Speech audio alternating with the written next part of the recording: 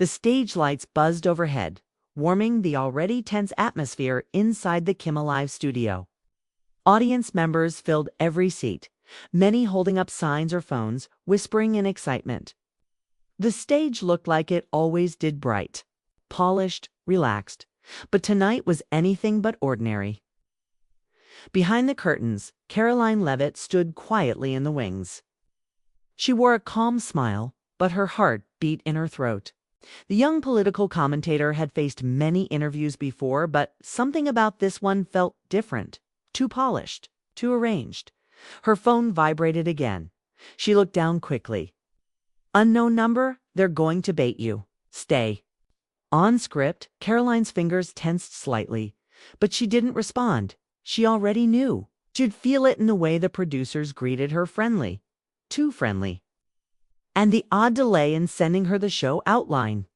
Even her green room, usually filled with refreshments and stage notes, was nearly empty, except for one person sitting in the corner.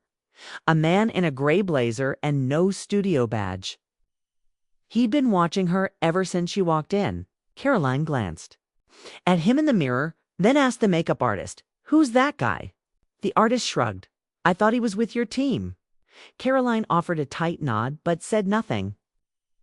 She had learned a long time ago on Capitol Hill and in TV studios that silence was power. That night, she'd need all of it. Just past the curtain, she could hear Jimmy warming up the crowd. His usual charm, casual laughter, light jokes about the news. But even his voice held something else tonight. Anticipation. In the control room upstairs, producer Michelle Davis monitored every camera angle. She tapped her earpiece. "Are we clear on segment 2? A junior assistant replied, "Confirmed."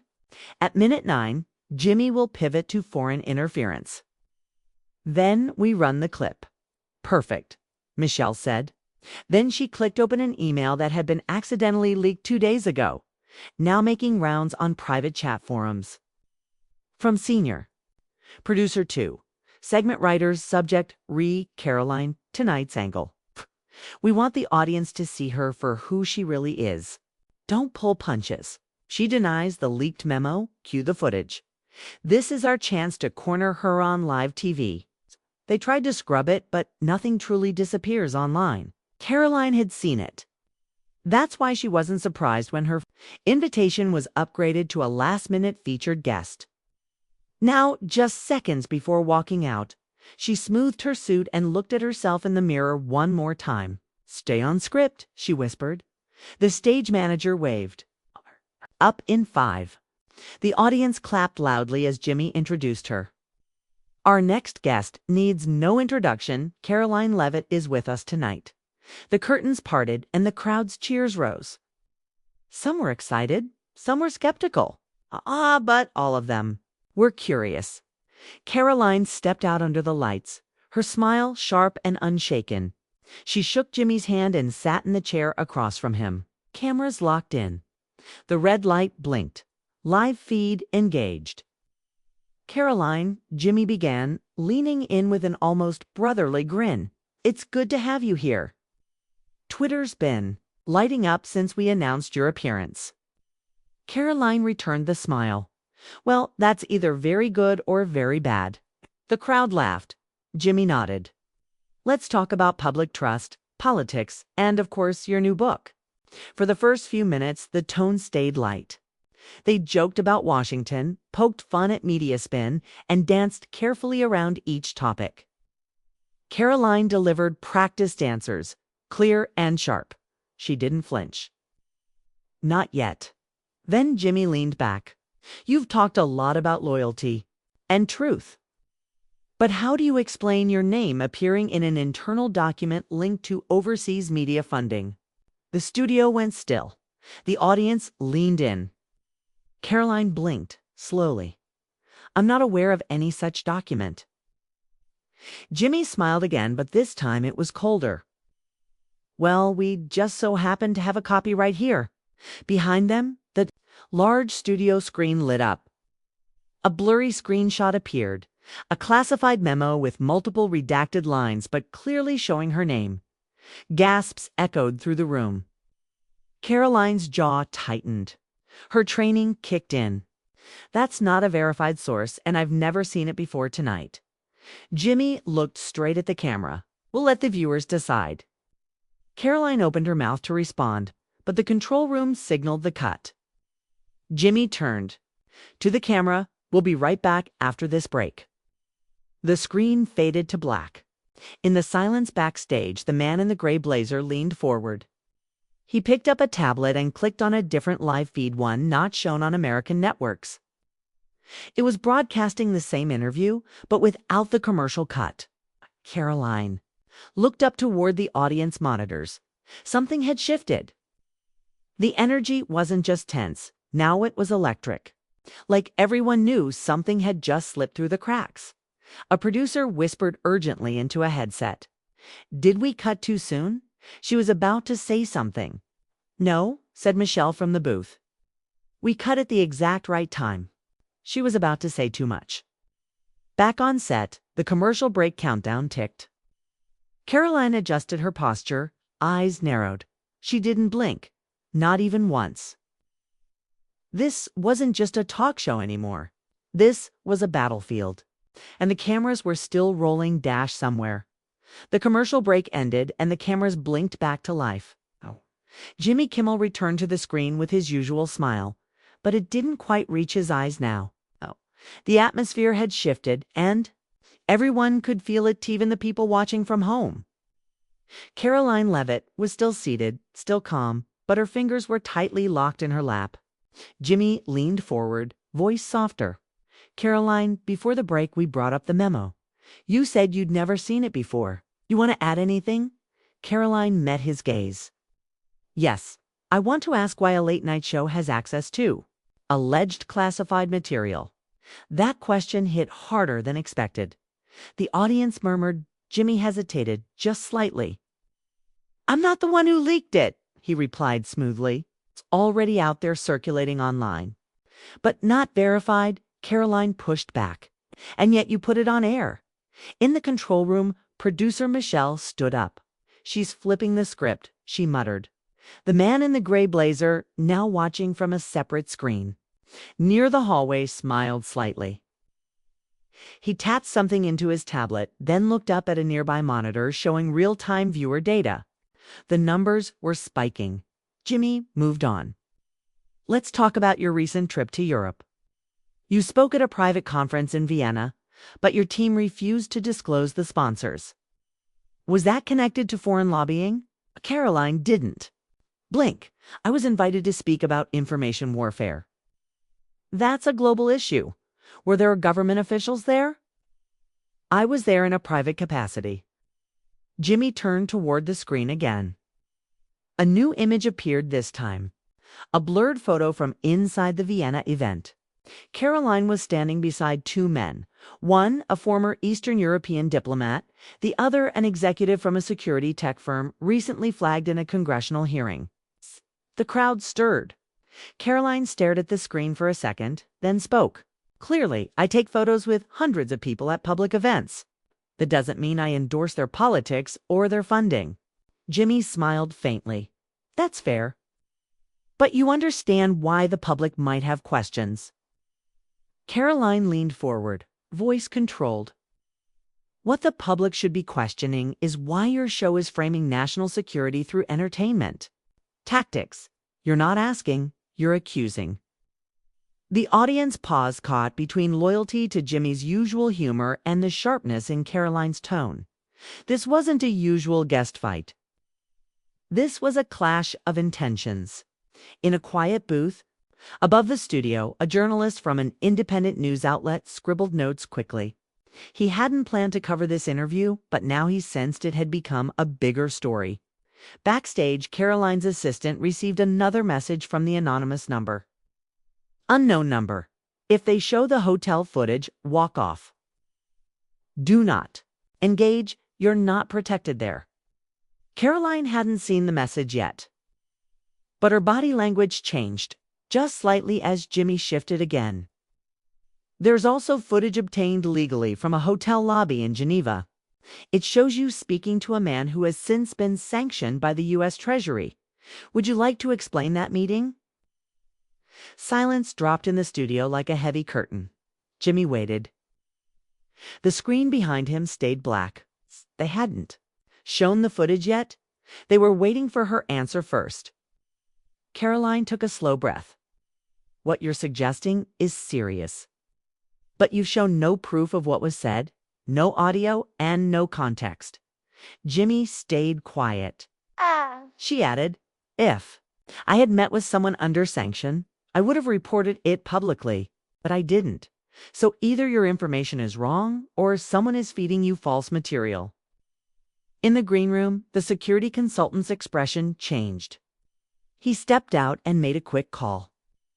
She's walking the edge, he said. If he shows that tape, we're looking at international fallout. The control room lit up with quiet panic. Michelle looked to the tech director. Play it or not? Not yet, he said. Let's see if she cracks. Jimmy broke the silence again. So, to be clear, you deny all foreign coordination? Yes, Karoline said firmly. And I find it interesting that this line of questioning is happening live, without legal review or prior disclosure. You've turned this show into a courtroom without rights. The audience applauded. A few people even stood. But Jimmy wasn't. Done. We're a comedy show, Karoline. Then stop acting like you're the CIA, she shot back. The next morning, the headlines exploded. Karoline Leavitt walks off Jimmy Kimmel Live amid shocking allegations. Who sent the mysterious warning text? Inside the fallout. State Department silent after leaked Vienna conference. Photos social media boiled over with hashtags. Hashtag Karoline walkout and hashtag Kimmel confrontation trended worldwide. Some praised her strength. Others accused her of dodging accountability. The truth was harder to pin down. Inside a quiet DC cafe, a man wearing sunglasses and a dark jacket sipped his espresso and read every headline. His phone buzzed once. A single message, Phase 1 complete. Wait for drop. He smiled faintly and slipped the phone into his coat. Meanwhile, Karoline sat in a private security firm's conference room just outside of Arlington. The windows were tinted. Her phone was now in a Faraday sleeve, no calls in or out. The man beside her was tall, with a quiet voice and military posture. His name was Cole. He used to work for the NSA, now freelance. He placed a small hard drive on the table and slid it toward her. This was extracted from the broadcast truck feed. I think you should see what was planned. Karoline leaned forward and clicked open the folder. A video began to play. Not what aired, but what was supposed to. It showed Jimmy Kimmel rehearsing the segment hours earlier. We'll lead with the Vienna photo. Let her react. If she denies, we go to Geneva hotel footage. Then, if she doubles down, we finish with the AI-generated transcript leak.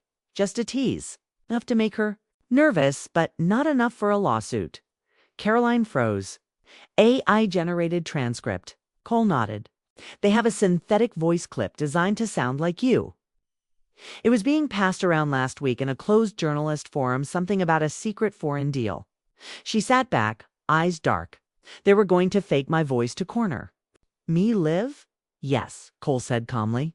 And if you denied it, the clip would have been dropped anonymously after your denial to make it look like you lied. Karoline ran her hand across her face. So, this wasn't an ambush. It was a setup. It's bigger than just Jimmy, Cole added. Key's just the face. There are layers here. She glanced at the hard drive. How did you get this? Cole didn't answer directly. I worked with people who don't like when political warfare gets turned into primetime entertainment. A knock came at the door. Karoline's assistant entered, holding a printed message that had just been delivered by hand. No name, no return address. Karoline unfolded it. The note read, "The Geneva footage was planted. But someone inside wants you to know it's not just about you. They're testing the public. You walked off too early. Now they'll come harder." Karoline looked at Cole. "We need to get ahead of this." He nodded. "There's a way. but it means going public. It's with everything. Meanwhile, at a private studio across town, Jimmy Kimmel was already filming a pre-recorded statement to air that evening. His lawyer sat nearby, tense. He looked directly into the lens. I want to speak directly to my viewers. Last night's show did not go as planned. But in the age of disinformation and rising global tension, it's important that we ask questions, even uncomfortable ones. The producer whispered to a tech, "Cut if he mentions the AI thing." Jimmy continued, "And while I regret how quickly the situation escalated, I stand by our right to question power, even when that power wears a friendly face." Cut. The lawyer nodded. Safe enough. We don't admit anything. We keep the moral high ground. But something was brewing outside their control. Later that night, an international whistleblower account posted a thread on X, formerly Twitter, tagging several major outlets. Thread 1. What really happened during the Karoline Leavitt walkout? On Jimmy Kimmel. You've seen the clips. You haven't seen the plan. 2. Per internal rehearsal footage, tampered media files, and synthetic audio. 3. Per this wasn't journalism, it was media as weaponry. And Karoline wasn't the only target. For attached exclusive breakdown of leaked control room feed and security analysis. 5. Per stay tuned. More drops coming in 24 hours. Within an hour, the post had 3.2 million views. Back in Arlington, Karoline sat with Cole, now reviewing a second file. This is from the Geneva Hotel's real CCTV, Cole said. Unaltered, time-stamped, and clean. You're not even speaking to the man they accused you of meeting. Karoline exhaled slowly. So they edited that footage too. He nodded. Or someone upstream fed Kimmel the fake version. Either way, someone's playing both sides. Karoline closed the laptop. And we fight fire with sunlight. Cole smiled for the first time. Good, because there's another studio waiting for you. Live independent press. No teleprompters. Karoline stood up. Let's give them a show they can't edit. Outside, the night was cold, but alive. Reporters were gathering. Alliances were shifting. And the next move would determine not just Karoline's future, but the future of how truth is shaped on screen. The independent studio was small. Nothing like the polished glamour of Hollywood talk shows. But the air was electric. 3 cameras. A single desk. A global audience tuning in. Not for comedy, but for truth. Karoline Leavitt sat straight in her chair, hair tied back, eyes focused. She wasn't here to defend. She was here to expose. Across from her sat Eliza Mahdi, a respected journalist known for war zone reporting and fearless questioning. No cue cards, no commercial breaks. It's just a live broadcast, simulcast across multiple platforms. Eliza opened the show with a steady voice. Tonight, we welcome Karoline Leavitt, former congressional candidate, media strategist, and the center of a national controversy. You've all seen the walkout. But tonight, we go deeper. Karoline leaned forward. Thank you, Eliza. It's time the public knew the difference between disagreement and manipulation. Eliza wasted no time. Let's start with the video footage. You claim there was a doctored clip prepared by Jimmy Kimmel's team? Do you have proof? Karoline nodded. Not only proof it's time-stamped, their control room rehearsed. The sequence using a voice sample of mine created with AI, they planned to play it as evidence of me speaking in private about foreign policy bribes. Eliza didn't flinch. Are you saying Kimmel's team fabricated evidence? I'm saying someone gave them fabricated material, and they were willing to air it, knowing it could damage not just me, but public trust in live interviews. She pulled a small device from her blazer and placed it on the desk. A red light blinked. This is a decryption key. It opens the full rehearsal feed. I've already submitted it to 2 independent labs and a global media ethics council. Eliza raised an eyebrow. And if the labs confirm it's real, Caroline replied. Then the conversation shifts from whether I overreacted to who exactly is controlling the media narrative and why. The comment sparked instant buzz online. Viewers flooded the live chat. Who is behind it? Expose the deepfakes. Where's the Geneva tape? Eliza continued. Let's talk about that Geneva meeting.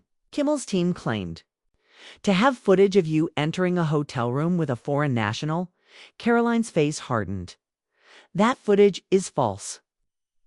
The real video shows me entering the hotel to attend a diplomatic media forum. I spoke on a panel with international journalists. The man in question, he's a translator, not a diplomat, not a spy. Eliza leaned in. Then who benefits from making you look like a foreign agent?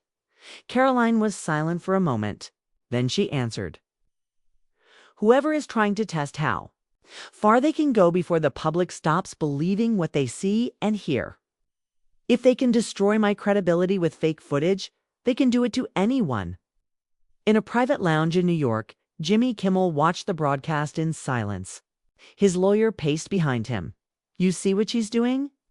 She's turning the narrative completely. If those labs confirm what she claims, we're not just dealing with defamation, we're looking at a national scandal. Jimmy didn't speak. He looked tired, pale. Back on air, Eliza took a more personal tone. Caroline, when you walked off that stage, you made a choice.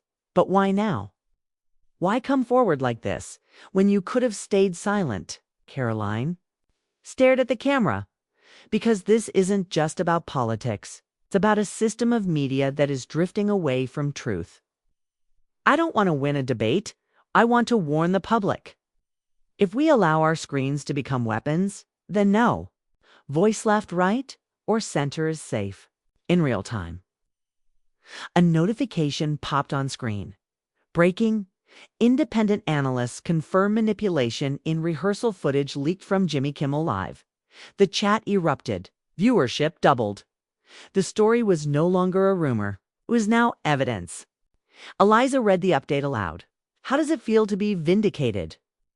Caroline didn't smile. It feels terrifying.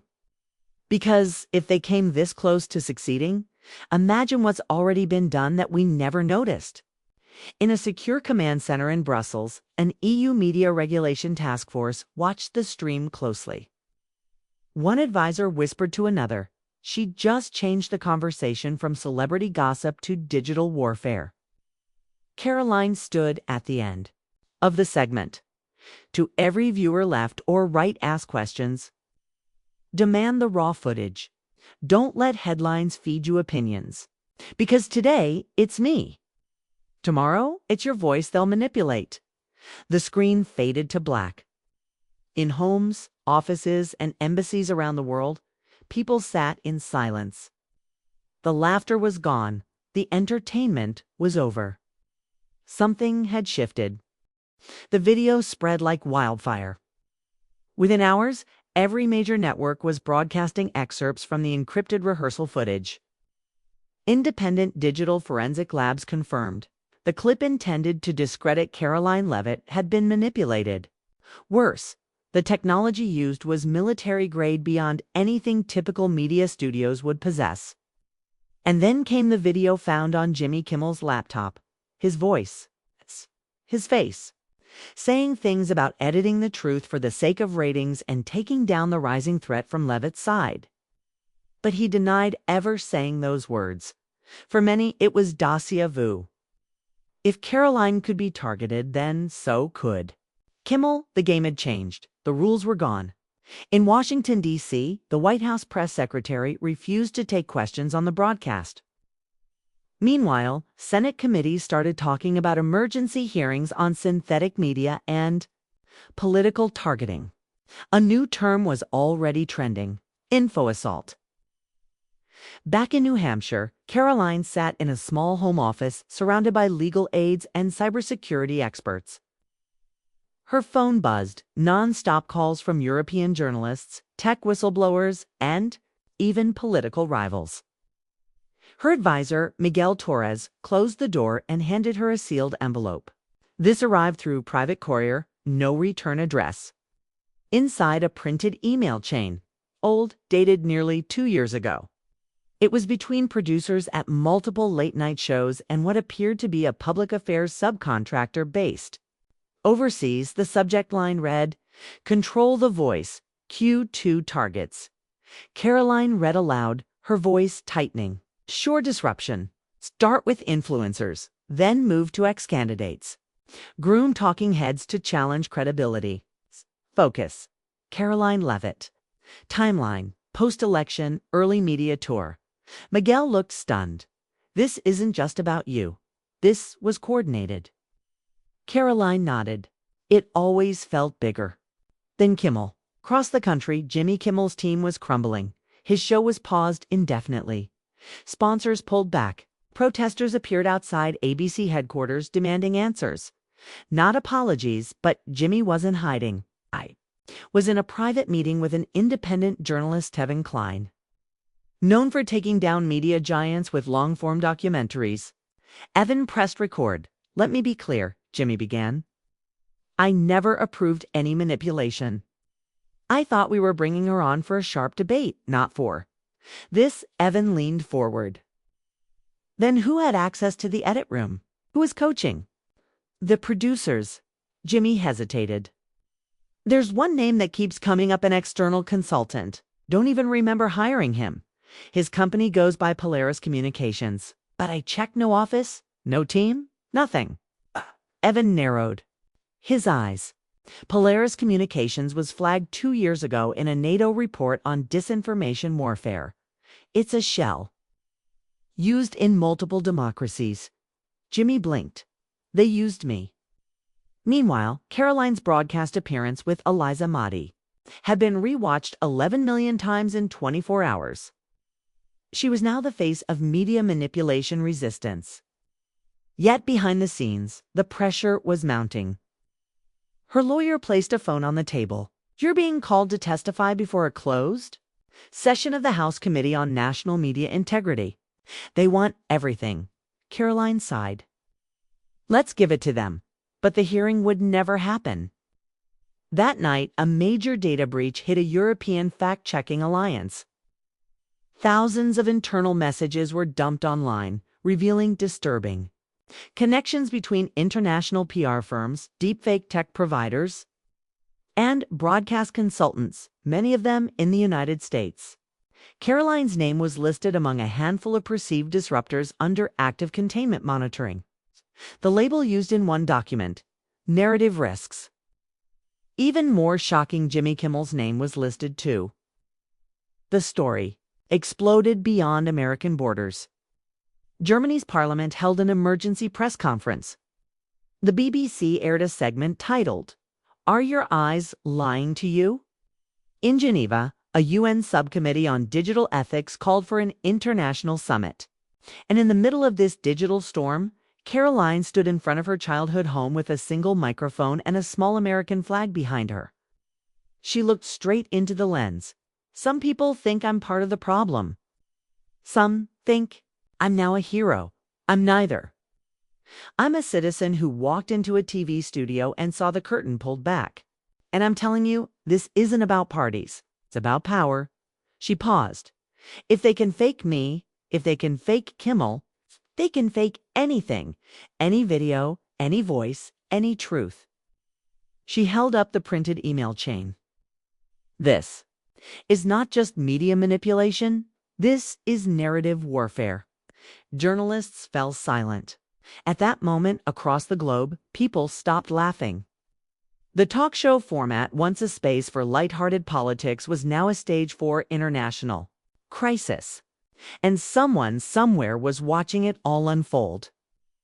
In a cold server room in an unknown location, a masked technician monitored data feeds. He turned to a woman sitting beside him in a gray suit. "It's begun," he said. The woman nodded without emotion. Move to phase 3. The world was no longer watching a talk show scandal. It was watching a collapse.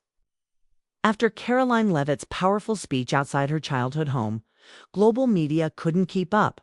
Newsrooms in London, Dubai, and Tokyo began live coverage of what they now called the broadcast breach. What had started as a single interrupted interview had torn through the core of global trust in media.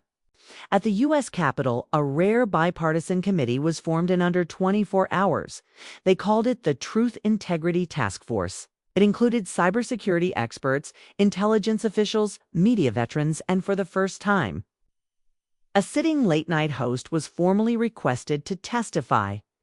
Jimmy Kimmel. He arrived in a dark suit, not cracking jokes. His hands trembled as he adjusted the mic. "I thought I knew who controlled my show. I was wrong." Karoline watched the hearing from a secure location. Her own testimony had been moved to a closed-door session after the Department of Homeland Security warned of a credible threat against her. But as she sat with her advisors, another call came through from someone using a private diplomatic line. It was Eliza Motti. "Eliza," Karoline answered, surprised. "We have a problem," Eliza said. Her voice was low, sharp. "Interpol just intercepted a communication from a known disinformation firm. It mentions both your name and mine. The message says, 'Neutralized narrative to anchors remain.'" Karoline stood up. "They're not done. They're escalating." Eliza continued. "There's more. A high-level cyber intelligence leak shows at least 3 sovereign governments have used firms like Polaris to test AI-driven media attacks, not just for defense, but for influence operations." Karoline's expression hardened. "Which countries?" There was a pause. Then Eliza said, "Yours and mine." The silence between them felt like a deep chasm.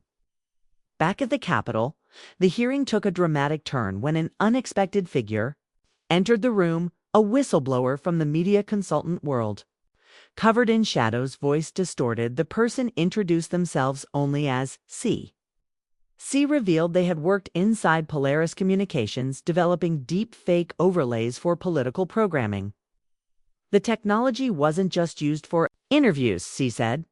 It was used in live news feeds, candidate debates, even supposed real-time war zone footage.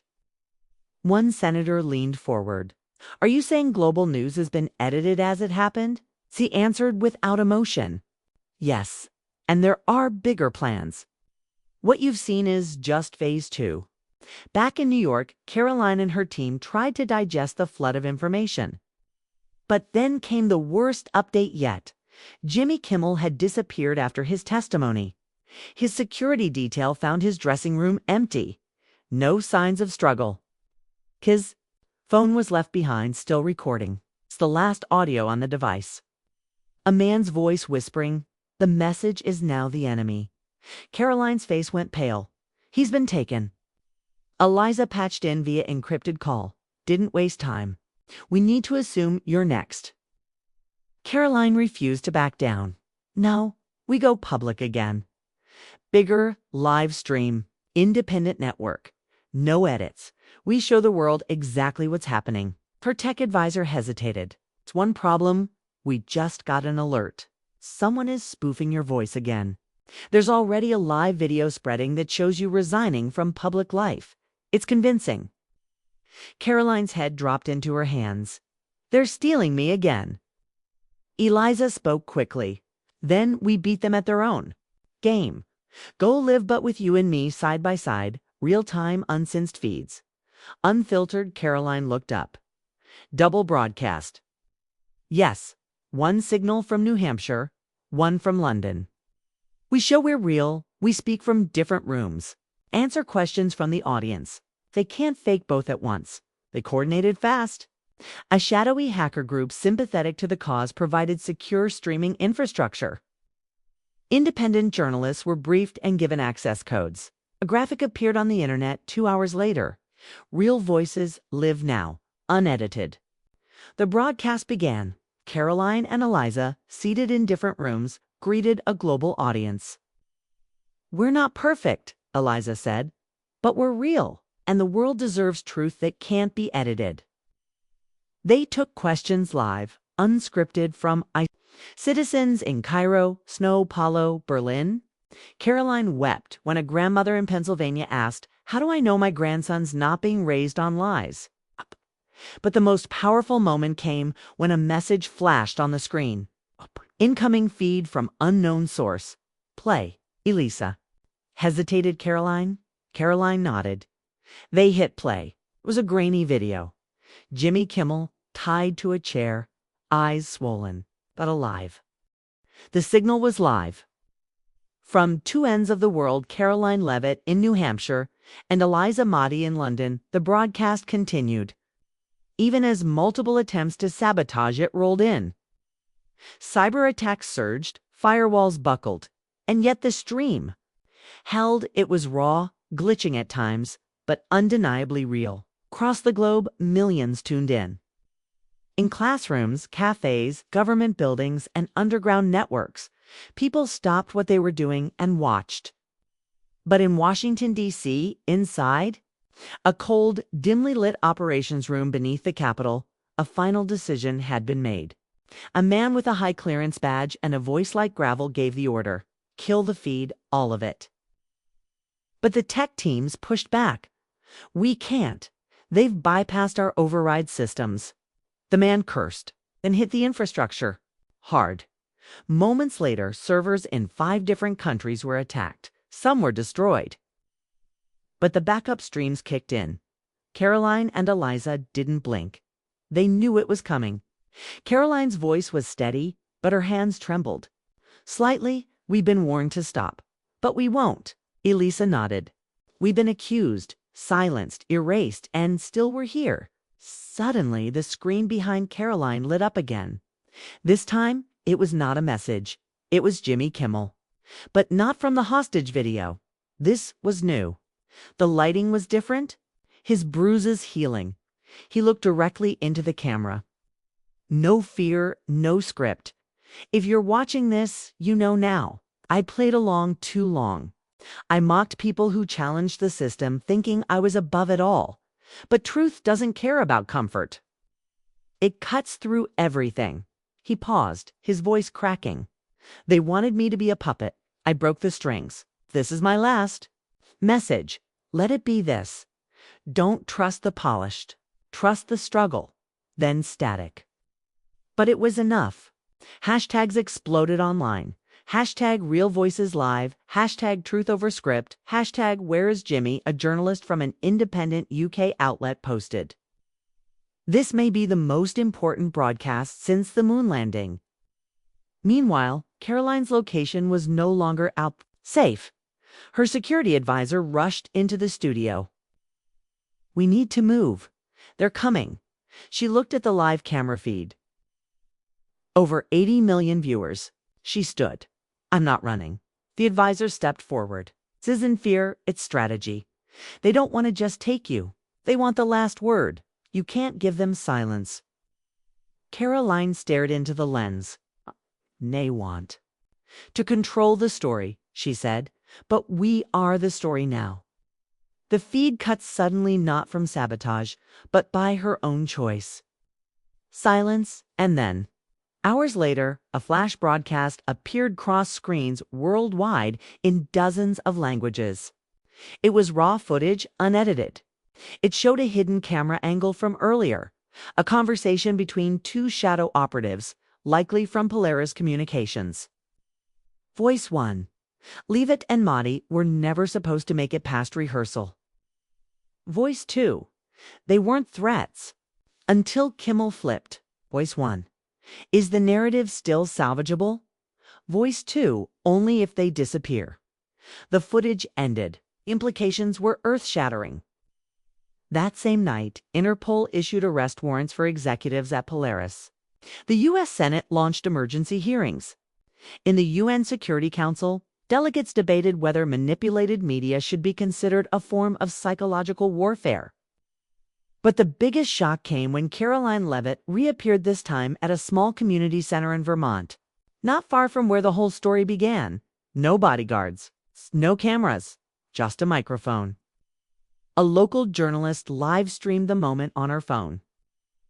Caroline spoke quietly, not as a political warrior, but as a citizen. I never wanted to be a symbol, she said. But if speaking out makes others brave enough to demand truth, then it was worth it. She paused. I'm not your hero. It's just your mirror. The live stream went viral again. Eliza Motti released a joint statement hours later. This isn't the end of the war. It's just the first battle we didn't lose. As for Jimmy Kimmel, he reemerged days later in an undisclosed location. He gave no interviews. Only one statement. The jokes stopped being funny when they started writing the script for me. He never returned to late-night television. But the world had changed. In classrooms, new media literacy courses were launched. Political figures began demanding transparency audits of all major broadcasts. Public trust was shaken, but awakened. And in quiet places, people whispered about the night the lights nearly went out and the woman who kept speaking when it mattered most. Karoline Leavitt didn't just survive a takedown attempt. She cracked the script. And the world listened.